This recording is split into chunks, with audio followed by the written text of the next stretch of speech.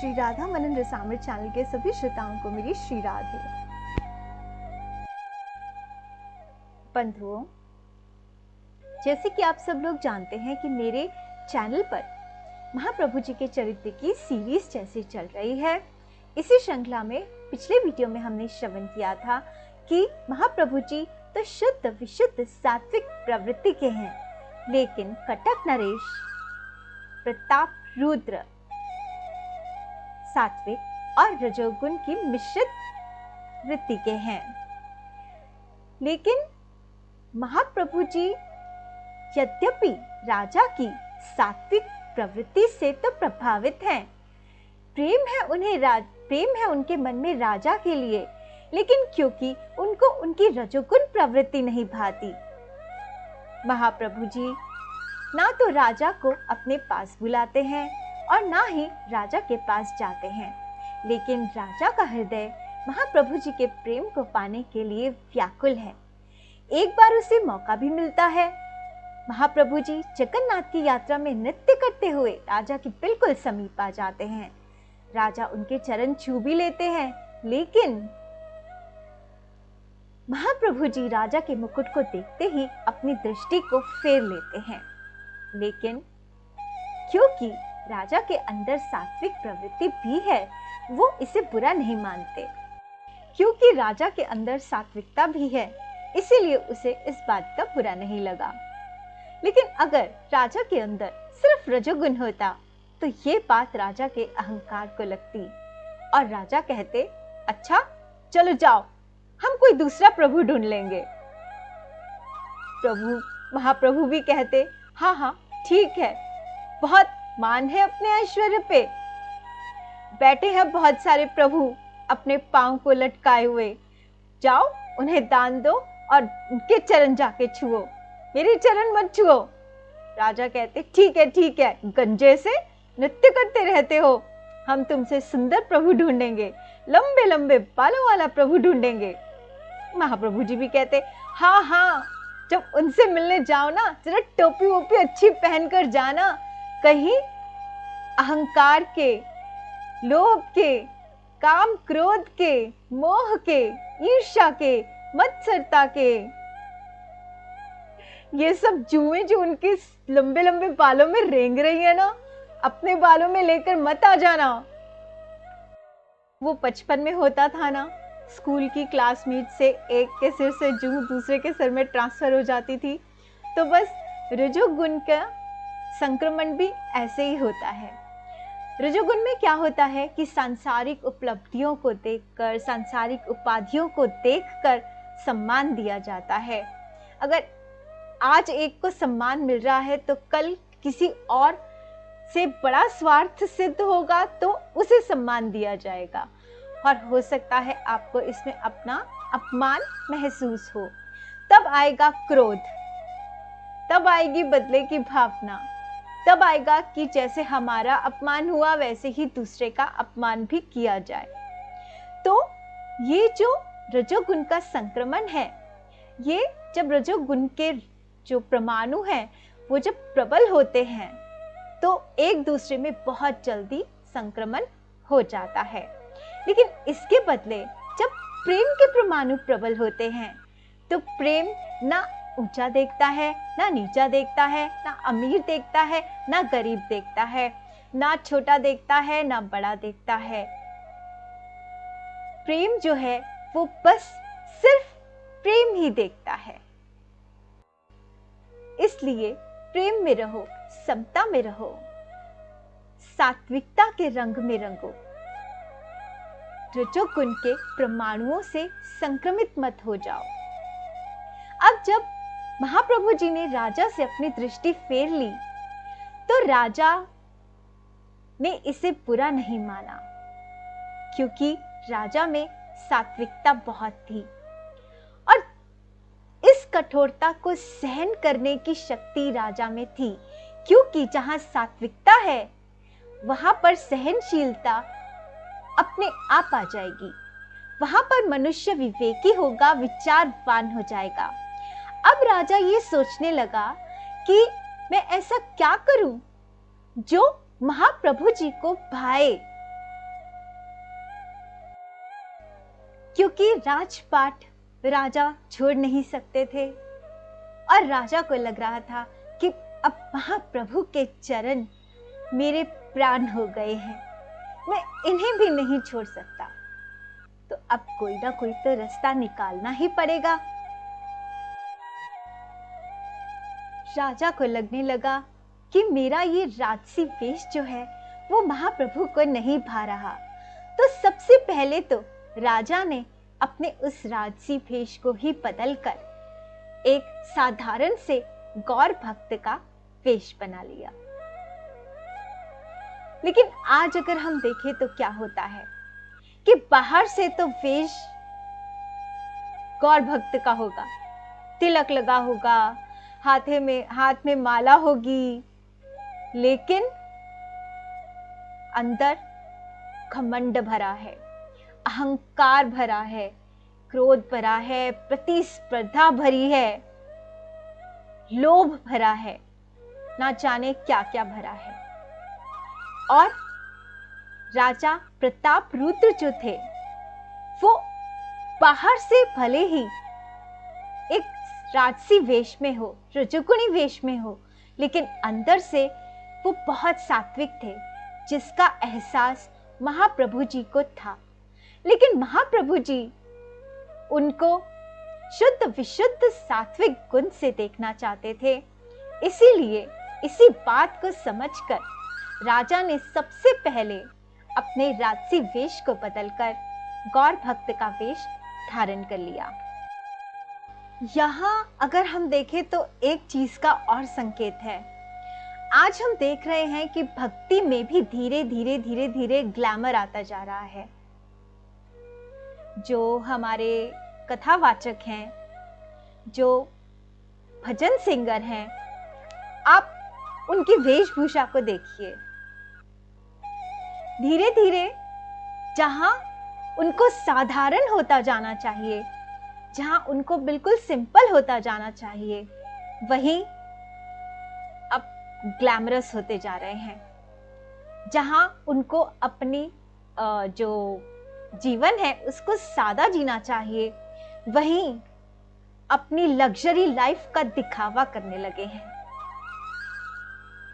तो अब ऐसे भी हो सकता है ना। अब देखिए यहाँ पे राजा जो था वो था तो अंदर से सात्विक, लेकिन ऊपर से राजसी वेश में था। अब देखिए, चाहे आपके अंदर सात्विकता है, लेकिन अगर आप बड़ी बड़ी कारों के आगे खड़े होकर अपनी फोटो खिंचवाएंगे, बड़े बड़े मोबाइल फोन लेके लोगों को दिखाएंगे, बहुत लग्जरियस क्या कहते हैं, बहुत डिजाइनर सूट्स और आउटफिट अपना डालेंगे, तो क्या लोग आपकी उस सात्विकता को देख पाएंगे? बाहर के लोग तो पहले ही अज्ञानी हैं, पहले ही रजोगुण और तमोगुण से संक्रमित हैं। उन्हें धीरे धीरे सात्विकता में लाना है। उसी लग्जरियस लाइफ को पाने के लिए ना जाने कितने कितने गलत काम करते हैं। और अगर हम उसी लग्जरी लाइफ का दिखावा उनके आगे करने लग जाएंगे, तो क्या उन्हें हम सात्विकता की ओर मोड़ पाएंगे? नहीं ना। तो बस इसीलिए हो सके तो इन सब बातों को कम करना चाहिए और जिस रास्ते वो भगवान की तरफ आकर्षित हो, भगवान के नाम से जुड़े, ना कि उस लग्जरियस लाइफ को पाने के लिए फिर से वही उल्टे सीधे कामों में लग जाएं। ऐसा शो ऑफ उनके आगे नहीं करना चाहिए। तो बिल्कुल सिंपल, जैसे मीरा जी ने कहा था, जा वेशा मेरा साहिब रिझे, ताही वेश धरूंगी। तो बस राजा ने भी वही वेश धारण कर लिया। अब राजा विचार करने लगे कि अब मैं ऐसी क्या सेवा करूं जो महाप्रभु स्वीकार करें, क्योंकि धन बल इन सब की सेवा तो महाप्रभु स्वीकार कर नहीं रहे हैं। तो मैं ऐसी क्या उनकी सेवा करूं जिससे वो स्वीकार कर लें। तो अब उसी अपने साधारण वेश में राजा चल पड़े और पहुंचे उस बगीचे में जहां पे महाप्रभु जी दिन भर भगवान के संकीर्तन में, भगवान के नाम में, भावावेश में कीर्तन करते करते थक कर उसी भाव में, उसी आह्लाद में, उसी आनंद में एक पेड़ के नीचे लेटकर आराम कर रहे थे। राजा प्रताप रुद्र ने जाकर उनके दर्शन किए। दिन भर नृत्य करते रहने से महाप्रभु जी के मुखारविंद पर श्वेत की बूंदें दिखाई दे रही थी, और लेकिन उतनी ही जो ऊर्जा उस कीर्तन से, उस नृत्य से उन्हें मिली थी, जो आनंद मिला था, जो आह्लाद मिला था, जो प्रेमावेश में वो पहुंच गए थे, उसकी लालिमा अभी तक महाप्रभु जी के मुखारविंद पर दिखाई दे रही थी।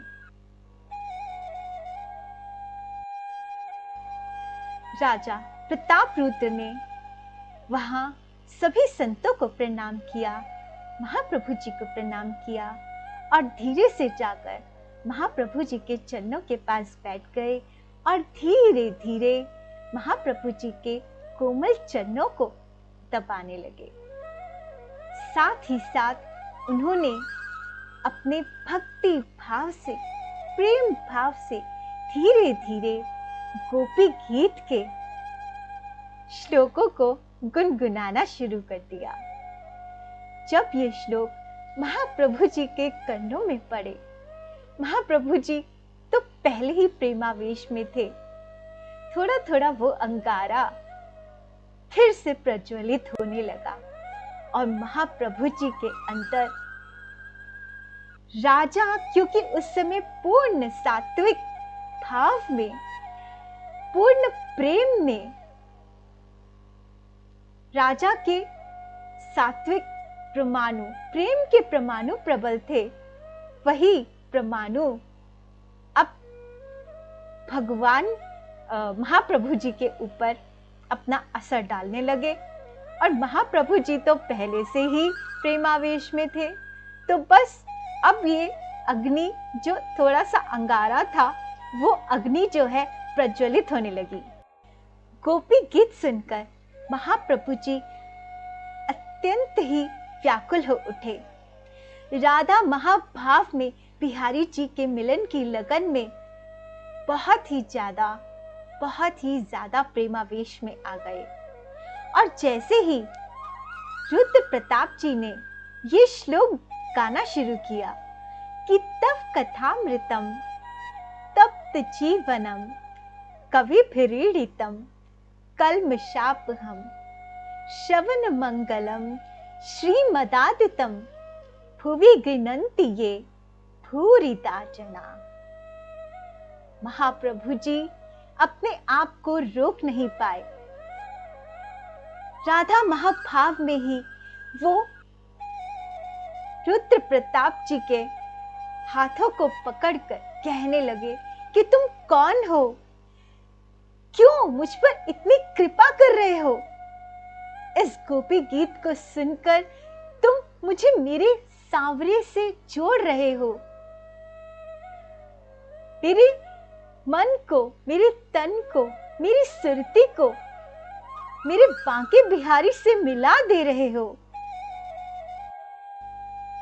मैं तुम्हारा ऋणी होता जा रहा हूं।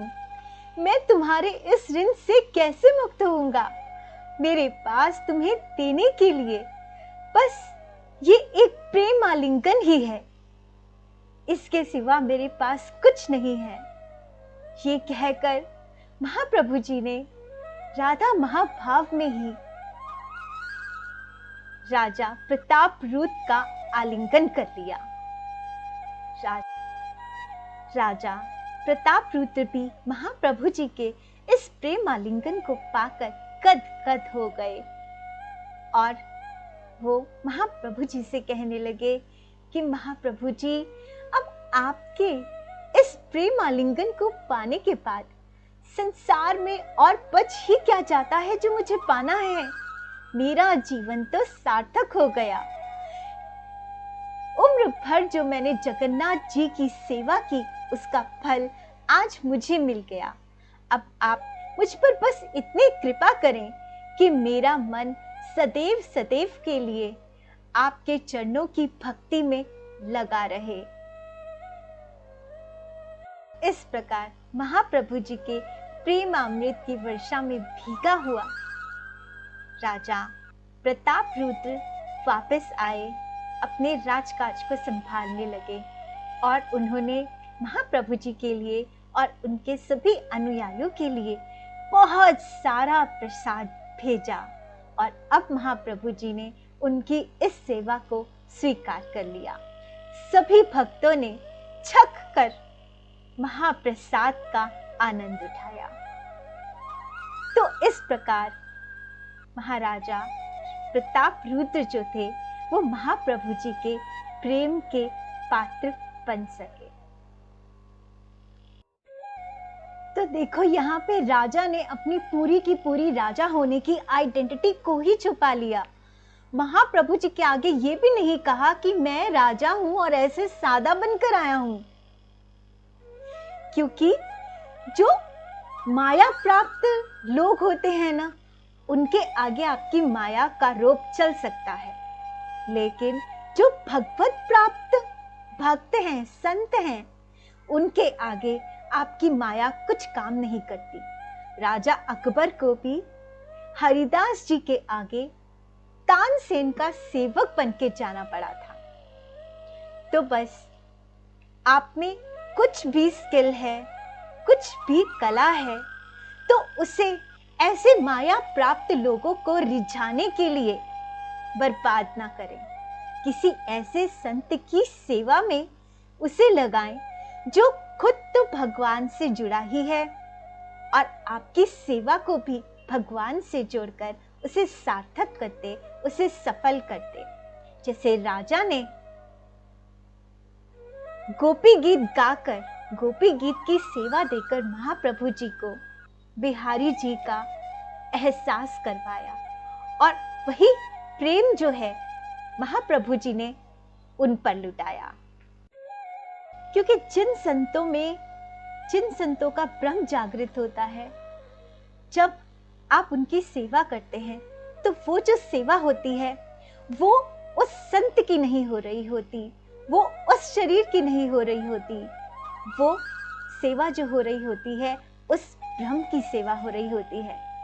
और उस ब्रह्म के आपके लिए क्या भाव हैं, आपके भावों ने उस ब्रह्म पर क्या असर डाला, वो भाव जो हैं उस संत के भाव में छलकने लगते हैं। तो यदि भगवान प्रसन्न होते हैं तो वही भाव उस संत के अंदर आ जाएगा। नॉर्मली वो संत चाहे आपसे गुस्सा करते हो, लेकिन जब आप कोई भजन गा रहे हैं, जब आप भगवान से जुड़ रहे हैं और भगवान आपसे प्रसन्न है, तो उतनी देर वो संत आपसे प्रसन्न रहेंगे, संत आपसे खुश रहेंगे। तो कोशिश कीजिए कि अपनी सेवा को ऐसे शुद्ध भक्तों के लिए अर्पित करें, क्योंकि जो संसारी लोग हैं वो आज आपको सम्मान दे देंगे, कल आपसे कोई बड़ा उनका स्वार्थ सिद्ध करने वाला आ जाएगा तो वो सम्मान उसको दे देंगे। तो ये संसार का सम्मान, मान, अपमान आना जाना लगा रहेगा, लेकिन जो शुद्ध विशुद्ध भक्तों से आपको उनकी सेवा करने से जो आपको उनकी कृपा प्राप्त होगी, वो हमेशा हमेशा के लिए आप पर आनंद और आह्लाद बरसाती रहेगी। कहते हैं कि भगवान का नाम ऐसा है कि उसकी यदि एक बूंद भी कोई मनुष्य पी ले तो उसकी मस्ती हमेशा चढ़ी रहती है। ऐसे ही संत की कृपा होती है। बस एक बार आपको एहसास हो जाए कि वो संत हम पर प्रसन्न है और उनकी कृपा हम पर हुई है, तो वो मस्ती जो है वो जिंदगी भर आपके आनंद को बढ़ाती बढ़ाती ही रहती है। तो बिहारी जी ने, राधा रानी ने, जो ये महाप्रभु जी के रूप में आकर प्रताप रुद्र जी के प्रसंग से जितनी सारी शिक्षा हम सबको दी है, वो बहुत बहुत अनमोल है, अपने जीवन में उतारने लायक है। आशा है आप इस पर मनन करेंगे, अपने जीवन में इसे उतारेंगे और अपने जीवन में सात्विकता को बढ़ाने का प्रयास करेंगे और रजोगुण को आपको कम करना ही होगा। तो मैं फिर आगे किसी वीडियो में आपको मिलती हूँ, ऐसे ही किसी महाप्रभु जी के प्रसंग के साथ या बिहारी जी की किसी लीला के साथ चर्चा करते हुए। वो वीडियो आप तक पहुंचे इसलिए आप मेरे चैनल को सब्सक्राइब कर लीजिए, बेल आइकन को प्रेस कर लीजिए, इसे औरों से भी शेयर कीजिए ताकि और लोग भी इस बातों को समझ सके। और बताइए, कमेंट करके कीजिए कि आपको ये वीडियो कैसी लगी। तो अगली वीडियो आने तक श्री राधे।